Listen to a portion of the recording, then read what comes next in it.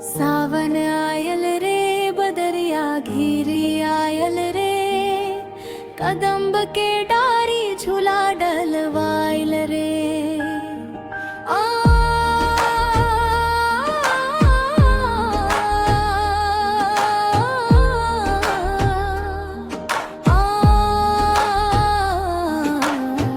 सावन आयल रे बदरिया घिरी आयल रे, कदम्ब के डारी झूला डलवाइल रे। आजा हो सजनवा अब देर न लगई हा,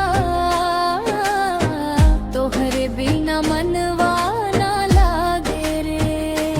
रिम झिम मेघवा बरसे भिंज गई गिल धरती सारी।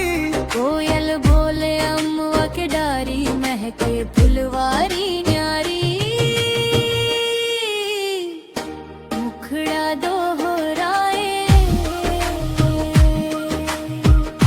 मुखड़ा दोहराए, मुखड़ा दोहराए, मुखड़ा दोहराए।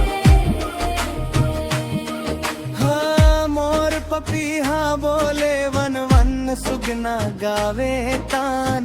राधा संग झूले नंद लाला, गूंजे मधुर बंसी के गान।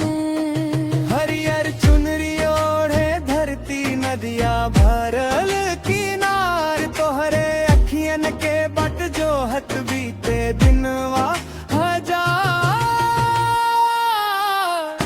मुखड़ा दोहराए, मुखड़ा दोहराए, मुखड़ा दोहराए, मुखड़ा दोहराए। सावन के पावन महीना भोले बाबा के नेह, हर हर बम बम गूंजे चारों ओर बरसे कृपा सीम। आवा मिलके झूला झूलब गईब प्रेम के गाना। सावन के ई सुंदर बेला भर दे खुशियन के दाम। सावन आयल रे, खुशियन ले आयल रे। मनवा के अंगना हरियर बनायल रे। भोले बाबा राधे श्याम के कृपा रहे, सुख शांति से भरल